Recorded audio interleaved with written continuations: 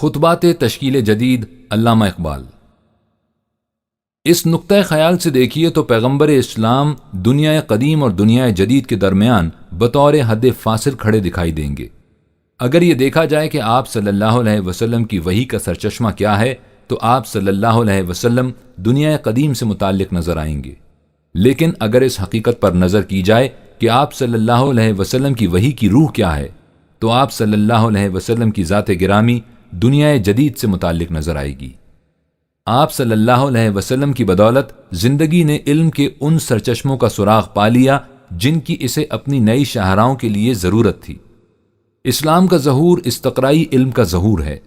اسلام میں نبوت اپنی تکمیل کو پہنچ گئی اور اس تکمیل سے اس نے خود اپنی خاتمیت کی ضرورت کو بے نقاب دیکھ لیا۔ اس میں یہ لطیف نقطہ پنہا ہے کہ زندگی کو ہمیشہ کے لیے عہد طفولیت کے حالت میں نہیں رکھا جا سکتا۔ اسلام نے دینی پیشوائی اور وراثتی بادشاہت کا خاتمہ کر دیا۔ قرآن کریم غور و فکر اور تجارب و مشاہدات پر بار بار زور دیتا ہے اور تاریخ اور فطرت دونوں کو علم انسانی کے ذرائع ٹھہراتا ہے۔ یہ سب اسی مقصد کے مختلف گوشے ہیں جو ختم نبوت کی تہ میں پوشیدہ ہیں۔ پھر عقیدہ ختم نبوت کی ایک بڑی اہمیت یہ بھی ہے کہ اس سے لوگوں کی باطنی واردات یعنی مسٹک ایکسپیرینسز کے متعلق ایک آزاد اور ناقدانہ طرز عمل قائم ہوتا ہے۔ اس لیے کہ ختم نبوت کے معنی یہ ہیں کہ اب نوع انسانی کی تاریخ میں کوئی شخص اس امر کا مدعی نہیں ہو سکتا کہ وہ کسی مافوق الفطرت اختیار یعنی سپر نیچرل اتھارٹی کی بنا پر دوسروں کو اپنی اطاعت پر مجبور کر سکتا ہے۔ ختم نبوت کا عقیدہ ایک ایسی نفسیاتی قوت ہے جو اس قسم کے دعوی اقتدار کا خاتمہ کر دیتی ہے۔ اب کسی کے باطنی مشاہدات کیسے ہی غیر معمولی کیوں نہ ہوں، ان پر اسی طرح تنقیدی نگاہ ڈالی جا سکتی ہے جس طرح انسانی مشاہدات کے دوسرے پہلوؤں پر۔ علامہ اقبال، خطبات تشکیل جدید، صفحہ نمبر 126 سے 127۔ ختم نبوت۔ وَتَمَّتْ كَلِمَةُ رَبِّكَ صِدْقًا وَعَدْلًا لَا مُبَدِّلَ لِكَلِمَاتِهِ وَهُوَ السَّمِيعُ الْعَلِيمُ۔ عالم طفولیت۔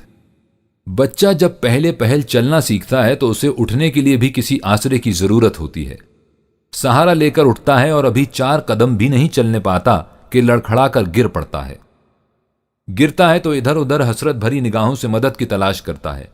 مایوس ہو جاتا ہے تو رو کر کسی اٹھانے والے کو پکارتا ہے کہ اس وقت اس کے پاس پکار کا یہی ایک ذریعہ ہوتا ہے۔ کوئی انگلی پکڑ کر اٹھانے والا مل جائے تو پھر 4 قدم چل لیتا ہے۔ ذرا اور بڑا ہو جائے تو گنڈیلنے کے سہارے چلتا ہے۔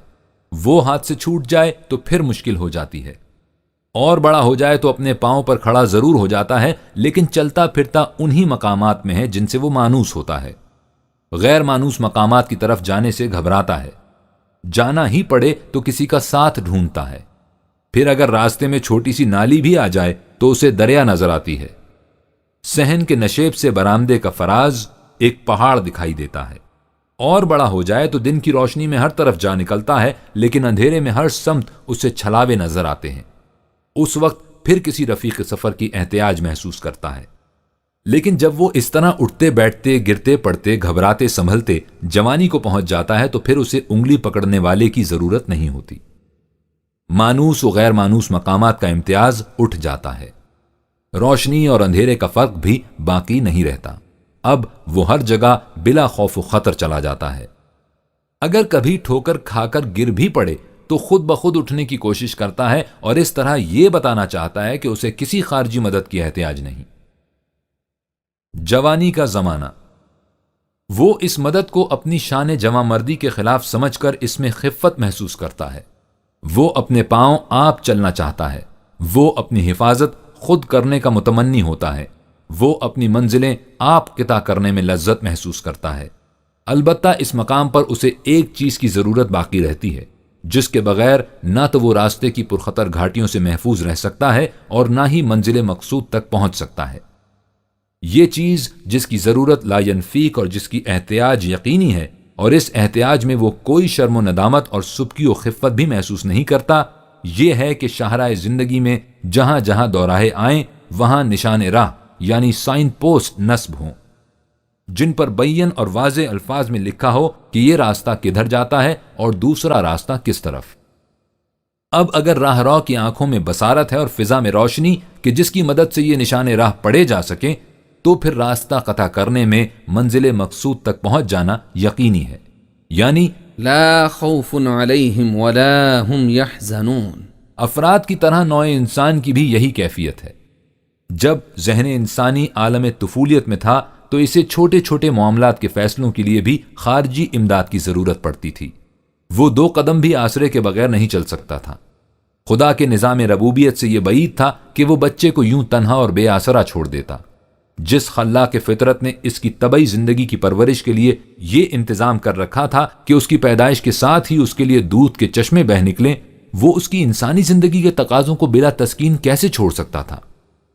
اس نے انسان کی تمدنی زندگی کے آغاز میں کہہ دیا تھا کہ یا بنی آدم اما یأتینکم رسل منکم یقصون علیکم آیاتی فمن اتقا واصلح فلا خوف علیہم ولا هم یحزنون۔ اے نوع انسانی، جب تمہارے پاس تمہیں میں سے رسول آئیں جو میرے قوانین تمہارے سامنے پیش کریں، تو تم میں سے جو کوئی تقوی اور اصلاح اختیار کرے گا تو ان پر کسی قسم کا خوف اور حزن نہیں ہوگا۔ انسانی تمدن و عمرانیت کے ابتدائی ادوار میں دیکھیے ہدایت آسمانی کا یہ سلسلہ کس طرح مسلسل و متواتر چلا آتا ہے۔ ثم ارسلنا رسلنا تترا، پھر ہم نے اپنے رسول تھوڑے تھوڑے وقفوں کے بعد متواتر بھیجے۔ ہر زمانے میں رسول، ہر قریے میں رسول، ہر قوم میں رسول، ایک ہی زمانے میں مختلف بستیوں میں مختلف رسول۔ اس سلسلہ رشد و ہدایت کی کیفیت یہ تھی کہ ایک رسول آتا، جب تک وہ اپنی قوم یا قبیلے میں رہتا لوگ رشد و ہدایت کی روشنی میں چلتے رہتے۔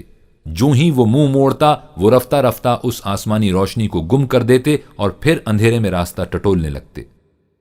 مانوس مقامات کے جس قدر دھندلے سے نقوش ذہن میں محفوظ ہوتے، ان میں کہیں کہیں چل پھر لیتے، لیکن نہ حتمی طور پر راستے کا تعین کر سکتے، نہ منزل کا اندازہ۔ ایسے میں پھر ایک اور رسول آ جاتا، پھر روشنی سامنے آ جاتی تو سیدھے راستے پر ہو لیتے۔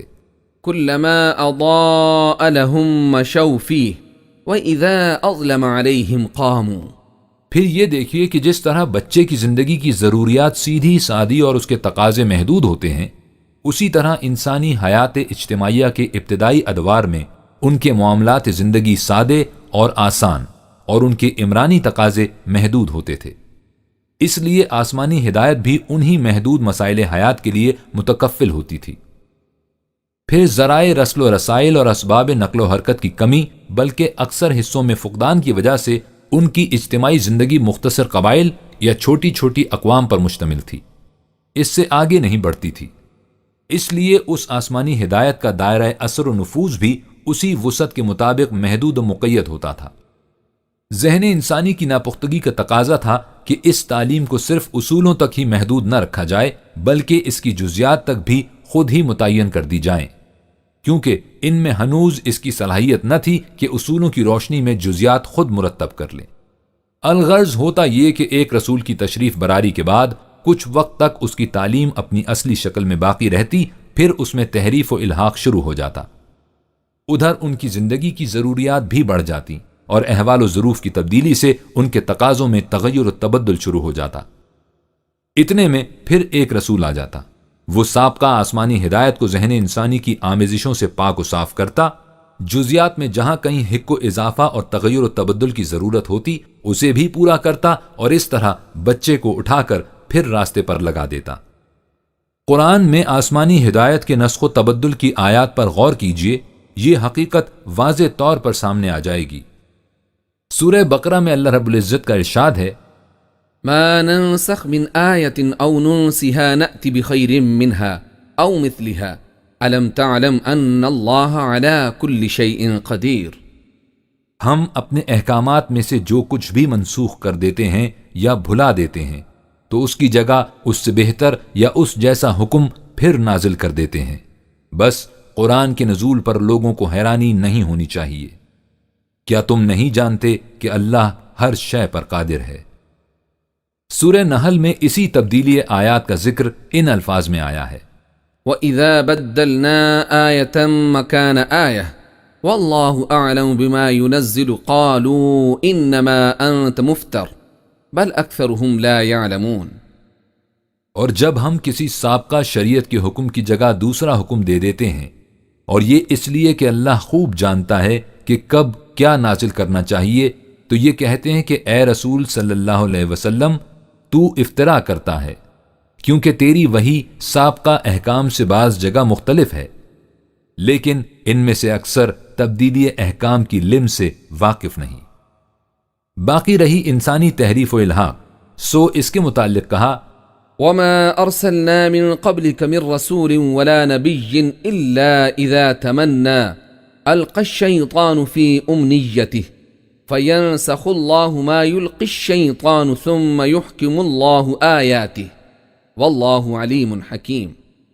اور ہم نے تم سے پہلے بھی کوئی رسول نہیں بھیجا اور نہ نبی کہ اس کے ساتھ ایسا نہ ہوا ہو کہ جب اس نے احکام الہیہ کی تلاوت کی تو وحی کے دشمن لوگوں نے اس کی تلاوت کردہ وحی میں کچھ ملاوٹ کر دی، بس اللہ دوسرا رسول بھیج کر ان کی اس آمیزش کو مٹا دیتا رہا اور اپنے احکام کو محکم کرتا رہا۔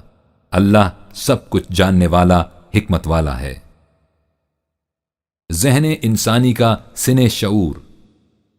ہدایت آسمانی کا یہ سلسلہ اسی طرح جاری رہا حتیٰ کہ ذہن انسانی سن رشد و شعور کو پہنچ گیا۔ اب اس میں پختگی آ گئی، اب بچہ جوان ہو گیا، اس کے پاؤں میں راستہ طے کرنے کی طاقت، دل میں خطرات کا مقابلہ کرنے کے حوصلے اور دماغ میں نشیب و فراز کے سمجھنے کی صلاحیت آ گئی۔ اب ہر 4 قدم پر گر کر کسی انگلی پکڑ کر اٹھانے والے کی احتیاج نہ تھی۔ اب صرف اس قدر ضرورت تھی کہ زندگی کے 2 راہوں پر نشانات راہ لگا دیے جائیں۔ اس کے لیے ایسا انتظام کر دیا گیا کہ سفر حیات میں ہر شاہراہ پر اور ہر شاہراہ کے موڑ پر ایسے محکم و استوار نشانات نصب کر دیے کہ حوادث زمانہ کے سیلاب آئیں، لیکن روشنی کے بلند میناروں کی طرح نشانات خداوندی کے ان پختہ کھمبوں کو ذرا بھی نقصان نہ پہنچا سکیں۔ ہر شعبہ حیات کے اصول، ہر گوشہ زندگی کے آئین اصولی طور پر قرآن کی دفتین میں محفوظ کر دیے گئے۔ ان کی حفاظت کا ذمہ خود خدا نے لے لیا۔ إِنَّا نَحْنُ نَزَّلْنَا الذِّكْرَ وَإِنَّا لَهُ لَحَافِظُونَ۔ یقیناً ہم نے اس قرآن کو نازل کیا ہے اور ہم ہی اس کی حفاظت کرنے والے ہیں۔ تمدنی ضروریات کی وسعتیں۔ ساری دنیا کی قوتیں جمع ہو کر کوشش کریں کہ اس صحیفہ خداوندی میں ایک نقطے کا بھی تغیر و تبدل کر سکیں تو ناکام و نامراد رہیں۔ یہ محض ہماری خوش عقیدگی نہیں بلکہ تاریخ کے اوراق اس پر شاہد ہیں، اپنے اور بیگانے اس پر گواہ ہیں۔ ذہن انسانی کے سن رشد و شعور کے ساتھ ہی اس کی تمدنی زندگی کی وسعتوں میں بھی اضافہ ہونا شروع ہو گیا اور اس کی حدود اس قدر پھیلنے لگیں کہ وہ رفتہ رفتہ تمام نوع انسانی کو محیط ہونے لگیں۔ چنانچہ آج سامان رسل و رسائل اور ذرائع نشر و اشاعت کی ہمگیریت سے تمام دنیا سمٹ کر ایک بستی اور اس کے رہنے والے ایک خاندان کے افراد بن رہے ہیں۔ اس لیے اب رسالت بھی قومی اور قبائلی ادوار و احسار سے نکل کر عالمگیر بن گئی اور جماعتوں کے بجائے اس کا تخاطب نوع انسانی سے ہو گیا۔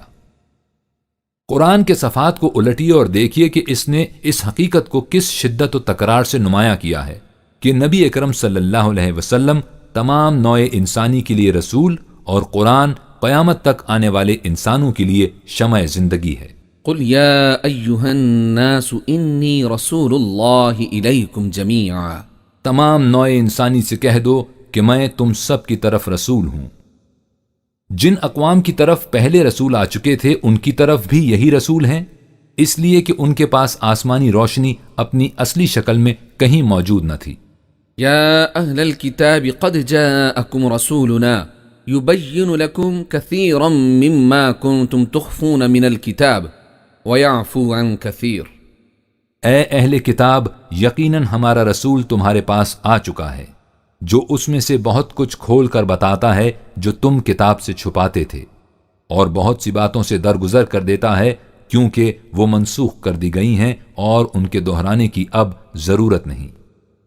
اس لیے کہ قرآن ان تمام اصولی سچائیوں کو اپنے دامن میں لیے ہوئے ہے جو انبیاء علیہ السلام سابقہ کی وساطت سے وقتاً فوقتاً امم گزشتہ کی طرف آتی رہیں، لیکن وہ اپنی اصلی شکل میں کہیں محفوظ نہ رہ سکی۔ اسی لیے قرآن کو مہیمن کہا گیا ہے، اور یہی اب تمام اقوام عالم کے لیے ضابطۂ زندگی اور آئین حیات ہے۔ ان هو الا ذکری للعالمین۔ اور اسی لیے اب تمام نوع انسانی سے مطالبہ ہے کہ وہ اس ضابطۂ قوانین کو اپنا نصب العین حیات بنائیں کہ انسان کے لیے منزل مقصود تک پہنچانے والی یہی صراط مستقیم ہے، اس کے علاوہ اور کوئی راہ نہیں۔ جب راہروئے جادہ حیات کی ضروریات یوں پوری ہو گئیں اور زندگی کی شاہراہوں پر ایسے محکم نشانات راہ نصب کر دیے گئے تو دین مکمل ہو گیا، نبوت کا سلسلہ ختم ہو گیا، اس لیے کہ جیسا پہلے بیان کیا جا چکا ہے اب انسانیت بالغ ہو رہی تھی۔ اب ضرورت صرف اس قدر تھی کہ انسان کو راستے بتا دیے جائیں، نشانات لگا دیے جائیں، فضا میں روشنی پیدا کر دی جائے اور اسے دیکھنے والی آنکھیں عطا کر کے کہہ دیا جائے کہ ان نشانات وحی کی روشنی میں علم و عقل کی رہنمائی سے منازل زندگی طے کرتا چلا جائے۔ قد تبین الرشد من الغی، صحیح اور غلط راہیں متمیز و متفارق ہو گئیں۔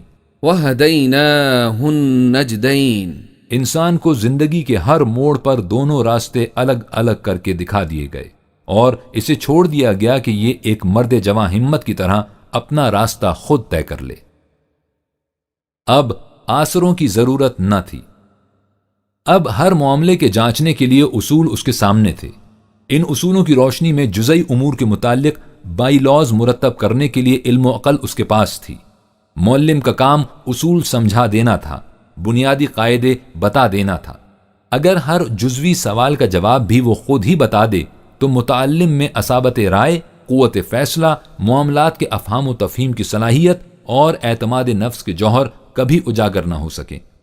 ذہن انسانی کو جلا دینے اور اس کی نگاہوں میں بصیرت اور عقل و خرد میں نشو و ارتقاء پیدا کرنے کے لیے چاہیے یہی تھا کہ اسے اصولوں کا مکمل ضابطۂ حیات دے کر کارگاہ زندگی میں آزاد چھوڑ دیا جاتا۔ اگر ایسا نہ کیا جاتا تو اس کے قوائے عقیلہ مزمحل اور جوہر انسانیہ مفلوج ہو کر رہ جاتے۔ عقل و ہوش کا بچپن کبھی جوانی کی پختگی حاصل نہ کر سکتا اور انسانی قلب و دماغ لاڈلے بچے کے قوائے ذہنیہ و عملیہ کی طرح غیر نشو نما یافتہ یعنی ان ڈیولپڈ رہ جاتا۔ لہٰذا اگر انسانیت کے عہد طفولیت میں قدم قدم پر آسرے اور سہارے بہم پہنچانا ہی تقاضۂ ربوبیت تھا تو جوانی کے زمانے میں اسے اپنے پاؤں چلنے دینا اس کے حق میں رحمت و شفقت تھا۔ اس قوائے عقلیہ کے بڑھنے، پھولنے پھلنے کا یہی ایک ذریعہ تھا، اس کے جواہر مضمر میں جلا پیدا کرنے کا یہی ایک طریقہ تھا۔ نہیں بلکہ یوں کہیے کہ انسانیت کی خودداری کا یہی تقاضا تھا۔ کسی نوجوان لڑکے سے بچوں جیسا سلوک کیجیے، راستے میں اس کی انگلی پکڑ کر چلائیے، اسے گود میں اٹھانے کی کوشش کیجیے، دیکھیے کہ اس کی خودداری کو کیسے ٹھیس لگتی ہے، وہ کس طرح انگلی چھڑانے کی کوشش کرتا ہے، وہ کیسے گود سے اچھل کر بھاگتا ہے، فرط ندامت سے اس کا چہرہ تمتما اٹھتا ہے، احساس خودی سے اس کی پیشانی عرق آلود ہو جاتی ہے۔ آپ نے اندازہ لگایا کہ یہ تکمیل دین اور ختم نبوت کا پروگرام کس طرح انسانی زندگی کے تقاضے کے عین مطابق ہے۔ اگر نبوت کا دروازہ بند نہ کیا جاتا تو ذہن انسانی کی کھڑکیاں کبھی نہ کھلتیں، انسان اپنے پاؤں چلنا کبھی نہ سیکھتا، یہ بچہ کبھی جوان نہ ہونے پاتا، چشم کائنات نمود آدم اور بلوغ انسانیت سے کبھی روشناس نہ ہو سکتی۔ ہم نے جب بعثت حضور خاتم النبین صلی اللہ علیہ وسلم کو حکیم الامت کے الفاظ میں ہنگام نمود آدم سے تعبیر کیا ہے تو یہ حقیقت کی ترجمانی ہے، شاعری نہیں ہے۔ اصل یہ ہے کہ ختم نبوت کے عقیدے نے تاریخ انسانیت میں ایک نئے باب کا اضافہ اور ایک نئے دور کی ابتدا کی ہے۔ پہلے عقل کا کام بھی وحی کی رہنمائی ہی دیتی تھی کیونکہ عقل انسانی ہنوز ناپختہ تھی۔ اب وحی کا کام عقل کی آنکھ کے لیے روشنی باہم پہنچانا رہ گیا۔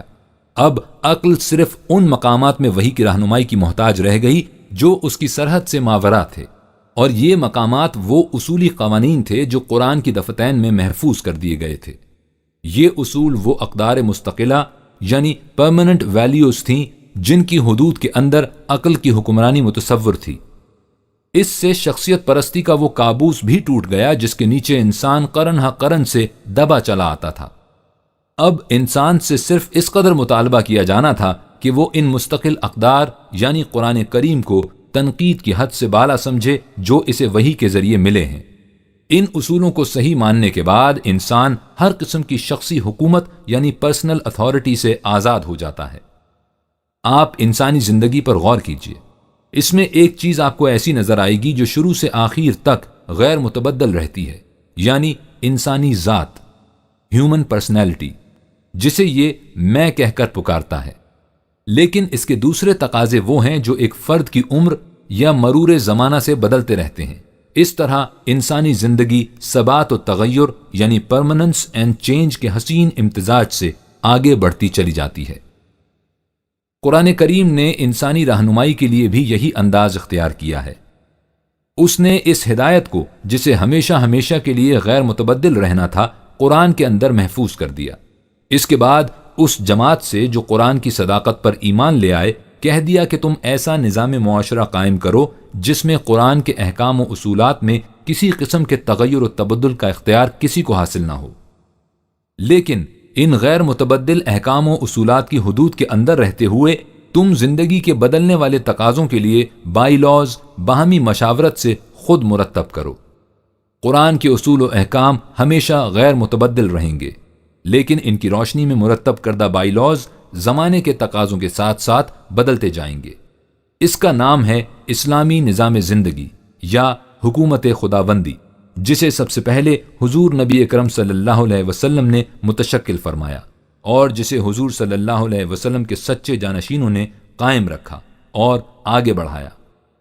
آپ دیکھیں گے کہ اس نظام میں شخصیتیں آتی رہیں گی اور جاتی رہیں گی، ان کے جانے سے اس نظام پر کوئی اثر نہیں پڑے گا۔ یہی وہ حقیقت کبریٰ تھی جس کا اعلان جناب صدیق اکبر رضی اللہ تعالی عنہ نے حضور اکرم صلی اللہ علیہ وسلم کی وفات پر فرمایا تھا۔ جہاں تک خدا سے وحی پانے کا تعلق تھا وہ حضور اکرم صلی اللہ علیہ وسلم کی ذات پر ختم ہو گیا۔ جہاں تک وحی کے مطابق انسانی معاشرے کو چلانا تھا وہ حضور اکرم صلی اللہ علیہ وسلم کے بعد بھی جاری رہا۔ اس نظام کو چلانے کے لیے کسی نبی کی ضرورت نہ تھی، اس لیے قرآن کو محفوظ کر دینے کے بعد نبوت کا خاتمہ کر دیا گیا اور اسلامی نظام کو قائم رکھنے اور آگے چلانے کا سلسلہ جاری کر دیا گیا۔ اس نظام کی مرکزی اتھارٹی، جسے مرکز ملت سے تعبیر کیا جاتا ہے، نبی اکرم صلی اللہ علیہ وسلم کے بعد قرآنی احکام و قوانین کو نافذ کرنے کا ذریعہ تھی۔ اس کو خلافت علی منہاج نبوت کہا جاتا ہے۔ لہٰذا قرآن اور خلافت علی منہاج نبوت اسلامی نظام کے دو بنیادی ستون ہیں جن پر دین کی ساری عمارت استوار ہوتی ہے۔ ان تصریحات سے یہ حقیقت آپ کے سامنے آ گئی کہ قرآن کریم نے جو نظام دین عطا کیا ہے، یعنی قرآن بطور اساس آئین اور ملت کی مرکزیت، اس کی قوت نافذہ، اس کی موجودگی میں نبوت کی ضرورت ہی باقی نہیں رہتی۔ یہی وجہ ہے کہ ختم نبوت کا عقیدہ اتنا واضح تھا کہ جس طرح توحید خداوندی کے متعلق کسی بحث کی گنجائش نہ تھی، اسی طرح اس کے متعلق بھی کسی سوال کی ضرورت باقی نہ تھی۔ آپ قرن اول کے تمام محفوظات چھان ڈالیے، آپ کو کہیں کسی جگہ بھی اس مسئلے کے متعلق کوئی بحث نہیں ملے گی۔ ان کے نزدیک نبوت کی ختمیت خدا کی وحدت کی طرح مسلم تھی۔ کسی دل میں نہ اس کے متعلق کوئی سوال پیدا ہوا نہ اس کے متعلق۔ نبوت قرآن میں محفوظ تھی اور حضور صلی اللہ علیہ وسلم کی امامت مرکز ملت کی شکل میں موجود، اس لیے اجرائے نبوت کا سوال ہی پیدا نہیں ہو سکتا تھا۔ ان کے نزدیک کسی آنے والے کا تصور ہی بے معنی تھا۔ جب تک اسلامی نظام خلافت علی منہاج نبوت کا سلسلہ قائم رہا، کسی آنے والے کا تصور ہمارے ہاں بار نہ پا سکا۔ لیکن جب ہماری بدقسمتی سے یہ سلسلہ منقطع ہو گیا تو قوم رفتہ رفتہ قیر مذلت میں گرتی چلی گئی اور اس کے ساتھ ہی وہ شخصیتوں کے سہارے بھی ڈھونڈنے لگی۔ آپ نے دیکھا ہوگا کہ بچے کو کسی اٹھانے والے کا خیال اس وقت پیدا ہوتا ہے جب وہ گر پڑتا ہے۔ جب تک وہ اپنے پاؤں چلتا رہتا ہے اسے خیال تک بھی نہیں آتا کہ اسے اٹھانے والے کی ضرورت ہے۔ یہی کیفیت قوموں کی ہے۔ جب تک کوئی قوم سرفرازی و سربلندی کی زندگی بسر کرتی ہے، جب تک وہ شوکت و حشمت، حکومت و سطوت کی مالک ہوتی ہے، جب تک اس کے سینے میں دل اور دل میں ایمان کی تڑپ، اس کے بازوؤں میں خون اور خون میں حرارت کردار موجزن ہوتی ہے، اس وقت تک اسے کسی آسرے کی تلاش نہیں ہوتی۔ وہ کوئی سہارا نہیں ڈھونڈتی، اس وقت تو وہ خود بے آسروں کا آسرا اور بے سہاروں کا سہارا ہوتی ہے۔ اس کی قوت بازو اس کا آسرا اور قانون خداوندی اس کا کافی سہارا ہوتا ہے۔ لیکن جب اس پر ادبار چھا جاتا ہے، اس کی دولت و حشمت چھن جاتی ہے، اس کی سطوت و حکومت لٹ جاتی ہے، تو اس کے قوائے عملیہ مزمحل اور اس کے حوصلے پست ہو جاتے ہیں، اس کی ہمت ٹوٹ جاتی ہے، آرزوئیں مردہ ہو جاتی ہیں، وہ جہاد زندگی میں سپر انداختہ شکست خوردہ بیٹھ جاتی ہے، وہ کشمکش حیات سے گھبراتی اور میدان عمل سے گریز کرتی ہے، خطرات کا مقابلہ کرنے سے جی چراتی ہے۔ ایسی حالت میں وہ کمزور بچے کی طرح کسی اٹھانے والے کی راہ تکنے لگتی ہے، اس کی تمام توجہات کسی آنے والے کے پاؤں کی آہٹ پر مرتکز ہو جاتی ہیں۔ وہ اپنی امیدوں کا آخری سہارا مرد از غیب بروں آید و کار بکند کے خوش آئین تصور میں تلاش کرتی ہے۔ وہ ہر اٹھتی ہوئی گردن کو ہزار حسرتوں سے دیکھتی ہے کہ شاید اسی میں وہ شاہسوار دوراں چھپا چلا آ رہا ہو جو اس کی نگاہ انتظار کا نقطہ ماسکہ ہے۔ غرض یہ کہ ایسی حالت میں وہ قوم خود کچھ نہیں کرتی اور اپنے ذہن کو اس خوش فہمی کے کھلونوں سے بہلاتی رہتی ہے کہ تھوڑی دیر اور ٹھہرو، آنے والا آئے گا اور تمام تباہ حالیوں اور بدبختیوں کو سرفرازیوں اور سربلندیوں میں بدل دے گا۔ ایک آنے والے کا تصور ہمارے اسی دور نکبت و زوال کا پیدا کردہ ہے۔ اس عقیدے کی قرآن کریم میں کہیں گنجائش نہیں۔ اس سے ختم نبوت کا اعلان بے معنی ہو کر رہ جاتا ہے۔ کشف و الہام کا عقیدہ۔ ختم نبوت کی مہر کو توڑنے کے لیے آنے والے کے عقیدے کے علاوہ ایک اور عقیدہ بھی ہے جو اس سے بھی زیادہ خطرناک اور تباہ کن ہے۔ آنے والے کے عقیدے کی صورت یہ ہے کہ مسلمان اس پر عقیدہ تو ضرور رکھتا ہے، لیکن جب بھی کوئی اس کا کوئی دعویٰ کرتا ہے کہ جس آنے والے کا تمہیں انتظار ہے وہ میں ہوں، تو اس کے اس دعوے کی مخالفت شروع ہو جاتی ہے۔ لیکن یہ دوسرا عقیدہ ایسا ہے جس میں مدعی کی کہیں سے مخالفت نہیں ہوتی اور پوری امت اس کے اندر ڈوبی ہوئی ہے۔ یہ عقیدہ ہے کشف و الہام کا، جس پر تصوف کی ساری عمارت استوار ہے اور جو ختم نبوت کو جڑ یعنی بنیاد سے اکھیڑ کر رکھ دیتا ہے۔ لیکن اس کے باوجود نہ صرف یہ کہ اس کی کسی طرف سے بھی کبھی مخالفت نہیں ہوتی، بلکہ اسے عین دین ہی نہیں بلکہ مغز دین سمجھا جاتا ہے۔ اس نقطے پر ذرا تفصیل سے گفتگو کرنے کی ضرورت ہے۔ انسانی علم کا عام ذریعہ اس کی عقل ہے۔ انسانی حواس خارجی دنیا کی معلومات فراہم کر کے اس کے سرچشمہ فکر تک پہنچ جاتے ہیں۔ اس سرچشمہ فکر کو اس کا دماغ کہہ لیجئے یا عام اصطلاح میں قلب یا مائنڈ، اور وہ ان معلومات سے ایک نتیجہ اخذ کرتا ہے۔ اس طرح وہ علم الادراک یعنی پرسیپچول نالج سے تصورات یعنی کانسیپٹس وضع کرتا ہے۔ مطالعہ، مشاہدہ اور تجربہ سب اسی طریقہ فکر کے ذرائع و اسباب ہیں۔ لیکن قرآن کریم کی روح سے انسانی علم کا ایک اور ذریعہ بھی ہے جسے وحی کہا جاتا ہے۔ یہ علم انسان کو اس کے مطالعے، مشاہدے، تجربے، عقل و فکر، غور و خوض کے بغیر براہ راست خدا کی طرف سے حاصل ہوتا تھا۔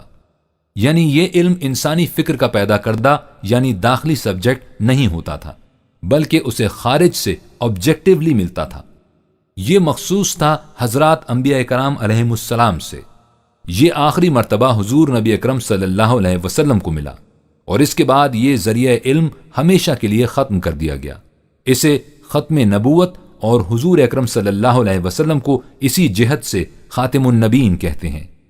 اس علم کا محاصل قرآن کریم کے اندر محفوظ ہے، لہذا ختم نبوت کے بعد علم انسانی کے سرچشمے دو ہی رہ گئے: وحی کی روح سے عطا شدہ علم جو قرآن کریم کے اندر محفوظ ہے، اور انسانی عقل و فکر جس میں مطالعے، مشاہدے، تجربے سب شامل ہیں۔ لیکن تصوف کی بنیاد اس عقیدے پر ہے کہ خدا کی طرف سے براہ راست علم حاصل کرنے کا ذریعہ اب بھی موجود ہے۔ ختم نبوت سے پہلے اسے وحی کہتے تھے، اب اسے کشف و الہام کہا جاتا ہے۔ لیکن یہ فرق صرف نام کا ہے، حقیقت دونوں کی ایک ہی ہے۔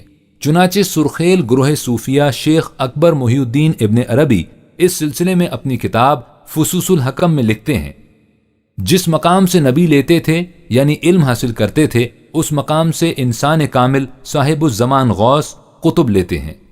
ارباب شریعت تو وہ ہیں جو قرآن و حدیث سے حکم دیتے ہیں۔ قرآن و حدیث میں مسرح حکم نہیں ملتا تو قیاس کرتے ہیں، اجتہاد کرتے ہیں، مگر اس اجتہاد کی اصل وہی منقول قرآن و حدیث ہوتے ہیں۔ اس کے برعکس ہم میں ایسے لوگ بھی موجود ہیں جو اس چیز کو اپنے کشف و الہام کے ذریعے خود اللہ تعالیٰ سے لیتے ہیں، لہٰذا خود اس حکم شرعی میں خلیفۃ اللہ ہوتے ہیں۔ بس ایک طور پر مادہ کشف و الہام اور مادہ وحی و رسول ایک ہے۔ صاحب کشف اللہ تعالیٰ سے لینے کے طریقے سے واقف ہونے کی وجہ سے خاتم النبیین کے موافق ہے۔ ان کا اللہ تعالیٰ سے لینا عین رسول اللہ کا لینا ہے۔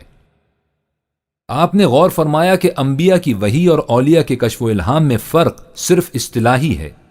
ان حضرات کے عقیدے کے مطابق اصل و حقیقت دونوں کی ایک ہے، یعنی خدا سے براہ راست علم حاصل کرنا، اور یہی وہ نقطہ ہے جس پر تفصیل سے گفتگو کرنے کی ضرورت ہے۔ وحی کے معنی۔ عربی زبان میں لفظ وحی کے لغوی معنی ہیں نہایت تیز اشارہ، کتابت یعنی لکھنا، چنانچہ الوحیو کسی لکھی ہوئی چیز کو کہتے ہیں، حکم کرنا یا حکم دینا، اور ہر وہ شے جسے کسی دوسرے تک پہنچایا جائے خواہ اس کا طریقہ کچھ ہی ہو۔ لیکن جب یہ لفظ قرآنی اصطلاح کے مطابق حضرات انبیاء کرام علیہم السلام کے سلسلے میں بولا جائے گا تو اس کے معنی ہوں گے ان حضرات کا خدا سے براہ راست علم پانا۔ قرآن کریم میں یہ لفظ اپنے لغوی اور اصطلاحی دونوں معنی میں استعمال ہوا ہے۔ خدا کی طرف سے براہ راست علم یعنی وحی دیے جانے سے مقصد انسانوں کو وہ روشنی عطا کرنا تھا جو انہیں منزل مقصود تک پہنچنے کے لیے ہدایت یعنی رہنمائی کا کام دے۔ اسے خدا نے انسانوں سے کلام کرنے سے تعبیر کیا ہے، اور اس کے 3 طریقے بتائے ہیں۔ 2 طریقے حضرات انبیاء کرام علیہم السلام سے مختص تھے، اور ایک طریقہ غیر از انبیاء انسانوں کے لیے۔ سورہ شورى میں ہے وما كان لبشر أن يكلمه الله إلا وحيا أو من وراء حجاب أو يرسل رسولا فيوحي بإذنه ما يشاء إنه علي حكيم۔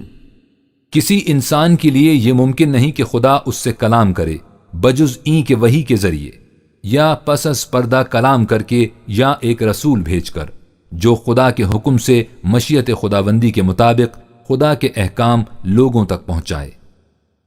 اس آیت میں پہلے 2 طریقے حضرات انبیاء کرام علیہم السلام سے مخصوص ہیں، یعنی خدا نے ان انسانوں یعنی انبیاء سے 2 طریق سے بات کی تھی، یا تو وحی یا پردے کے پیچھے سے کلام کے ذریعے۔ جہاں تک پس پردہ بات کرنے کا تعلق ہے، قرآن کریم نے صرف ایک نبی یعنی حضرت موسیٰ علیہ السلام کا ذکر کیا ہے۔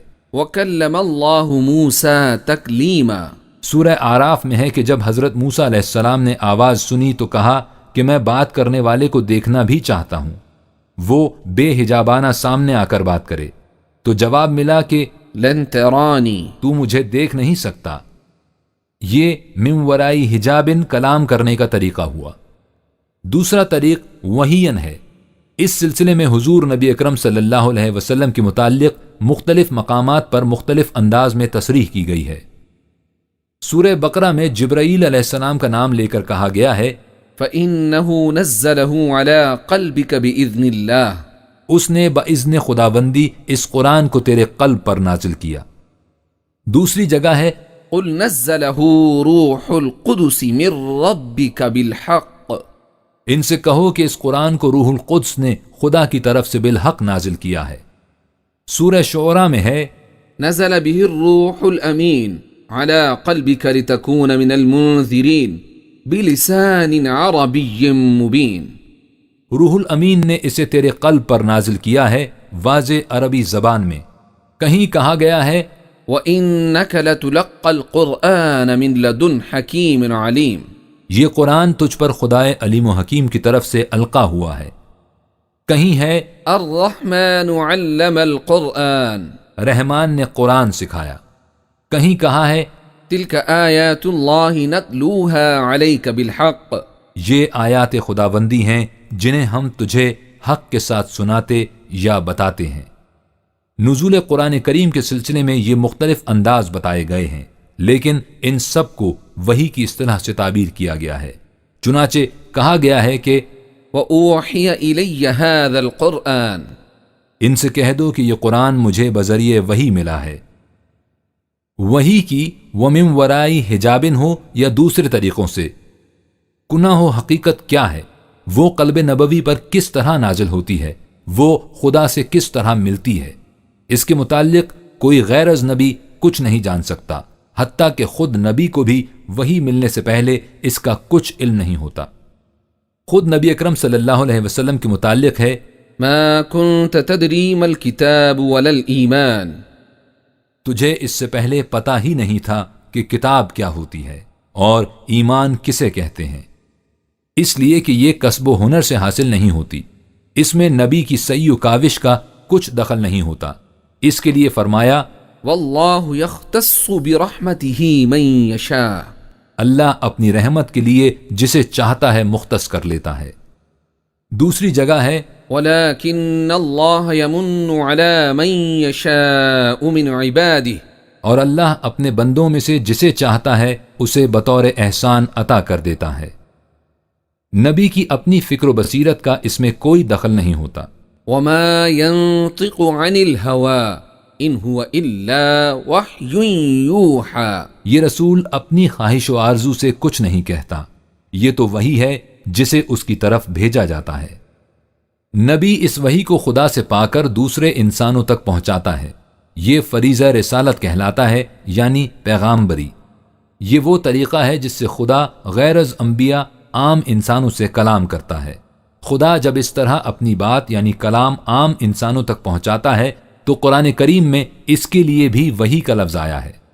ہم دیکھ چکے ہیں کہ وحی کے معنی کسی شے کا دوسروں تک پہنچانا ہے، خواہ اس کا طریقہ کچھ ہو۔ مثلا حضرت عیسیٰ علیہ السلام کی وساطت سے جو احکام ان کے حواریوں کو دیے گئے، ان کے سلسلے میں کہا گیا، وَإِذْ أَوْحَيْتُ إِلَى الْحَوَارِيِّينَ أَنْ آمِنُوا بِي وَبِرَسُولِي جب میں نے حواریوں تک یہ حکم پہنچایا کہ وہ مجھ پر اور میرے رسول پر ایمان لائیں۔ یا حضرت موسیٰ کی والدہ کے متعلق ہے، إِذْ أَوْحَيْنَا إِلَىٰ أُمِّكَ جب ہم نے تمہاری والدہ تک یہ حکم پہنچایا کہ تجھے صندوق میں ڈال کر دریا میں بہا دے۔ اسی طرح جب ایک رسول اپنے متبعین کو کچھ حکم دیتا ہے تو اس کے لیے بھی وحی کا لفظ استعمال ہوا ہے۔ مثلا حضرت زکریا علیہ السلام کے متعلق ہے کہ وہ محراب سے نکلے فَأَوْحَىٰ إِلَيْهِمْ اور انہیں حکم دیا۔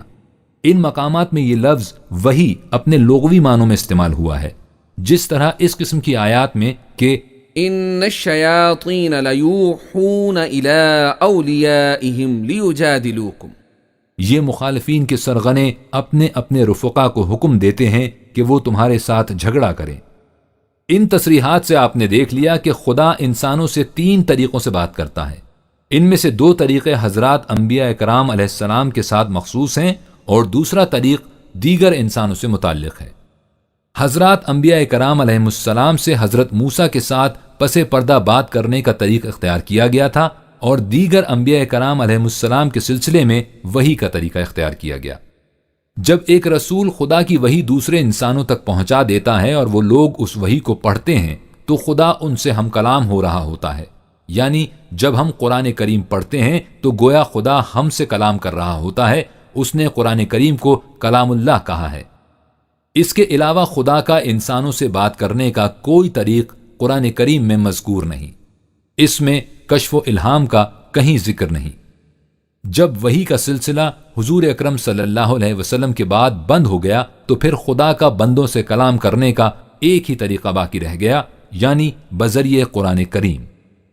لہٰذا ختم نبوت کے بعد کسی کا یہ دعویٰ کہ وہ خدا سے براہ راست علم حاصل کرتا ہے یا وہ خدا سے ہم کلام ہوتا ہے، قرآن کی واضح تعلیم کے یکسر خلاف اور نبوت کے بند شدہ دروازے کو کھولنے کے مترادف ہے، خواہ اس کا نام کچھ ہی کیوں نہ رکھ لیا جائے۔